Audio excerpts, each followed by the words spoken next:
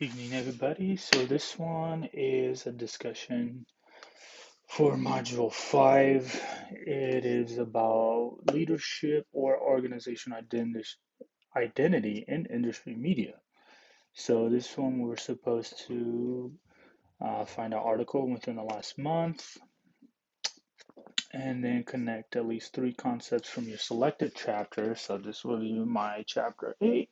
Explain the concept, explain how it applies to the article, and give us your take on it. So, the article I picked was a paper from, where did it go now? Son of a gun. Oh, there it is. So it was a paper from a Michael Antby from Harvard University. Long paper. I mean, it's 61 pages long. If you guys are really interested in actually reading that, it's a good read, but it is about collective memory meets organizational identity, remembering to forget a firm's uh, rhetorical history. So basically, a long paper about how theories and analysis of a company that has been around for at least 50 years and how it has kept its identity for a while. So I went with page 237. It talks about identity, image, and culture, much like the case study that we went through um, within the last week. Sorry, my days are all compressed. Um, and through time is discussing the stat is discussing the image and how it has been remembered through time and how it's being stuck through time because of the culture, because of the image it has and its identity um, within that culture. I refer this a lot like being in the military. The military has the Air Force, for the matter, has been around since 1942. I think I have my when it's separated from the Army Corps. Um, it has been, its own entity. We used to identify ourselves with a different type of uniform or just the culture. The Air Force is the better one out of the branches because we take care of everybody. We have nicer facilities. Uh, we are more personable. We stick to one career opposed to like in the Army, you have your your infantry first, kind of like the Marines, and then you have these other side gigs where in the Air Force you stick to that job. Like for me, I was a prior maintainer, and then I moved to I had to cross train into services, and now I've been stuck with that. Unless there's a huge demand for weapons troops, then they'll think about, okay, now we need Ducard over here opposed to being in services. That probably will never happen, but I still have that skill set that if the Air Force needed it, I could go and do it. So within the years, there's different generations where uh, things has stuck through time. Uniform, dress and appearance. You have to get a specific haircut. The hair cannot be touching your your ear. You can't have facial hair unless it's just a mustache, and it has to stick within the confines, the lines of your mouth. So those are type of the things within the culture with the military that solidifies that image through time, and people identify themselves with that. I wear this uniform, or I mentioned this in my other video. You could differentiate between Army and Air Force and now Space Force, but now they all have the same uniform. So a lot of people felt kind of like you took that identity away from them. So which I get. You used to one thing for so long that any type of change that goes against that identity, people freak out. And that's what the paper really talks about, those type of things sticking through time. Another one most recently with the Air Force, actually DoD wide, was the relaxation of women's hair regulations.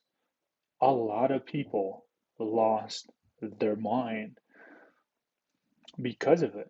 It was something that's been stuck with the military. Everybody, all females walk around with a big, basically hair bun on the back of their head, and now they relaxed it. Now they can wear braids, they can let their hair down, or it can be just a simple ponytail. But it's been such a thing for so long. You threw a wrench in there, all of a sudden it's gone. So people are resisting that change for a while, and that happens. It's understandable. Another one is the difference, even for me, when I went through basic, going through that rites and rituals of basic, not having a cell phone, not being able to talk to your family unless, you did really good in a test or you were some type performer or a high performer in PT test. Now, like you can go and get fast food anytime and BMT or basic military training.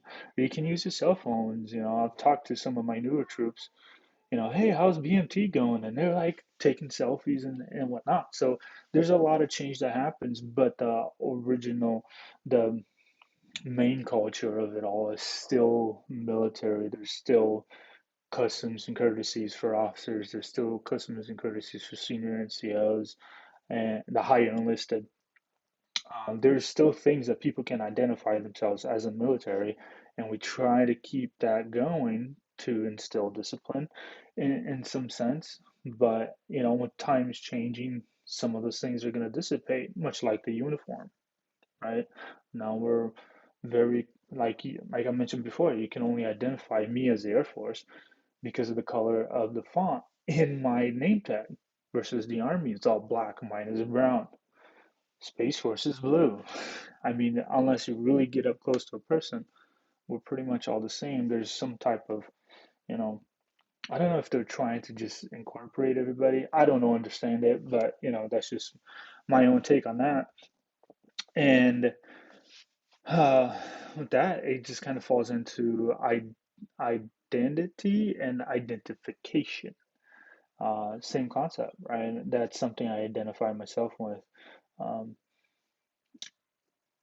one of the biggest things is like I want facial hair. Like I get all these bumps when I shave all the time. Much like the females, they had a lot of actual medical issues with that.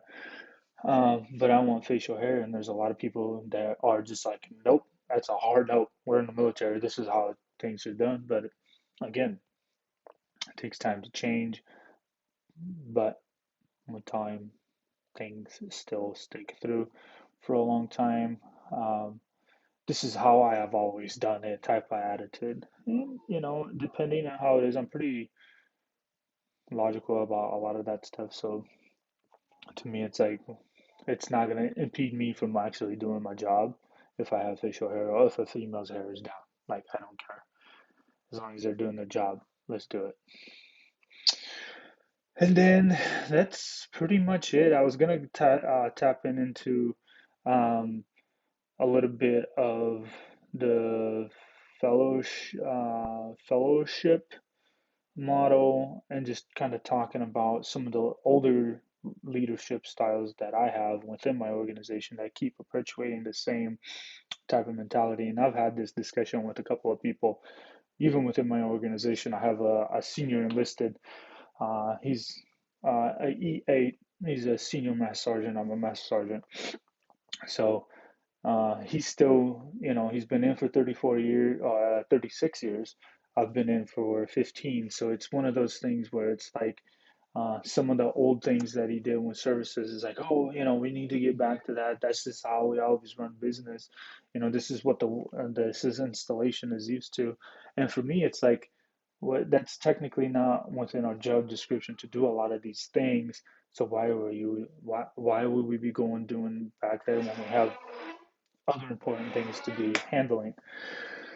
Um, so yeah, it's a very weird dynamic, but he is just one of those things that keep instilling, you know, old image of trying to keep an old image of an in, uh, of a shop or organization where we're trying to kind of forget about or re-educate the installation, saying, hey, this is not what we do, but we can provide this other service for you when the time comes.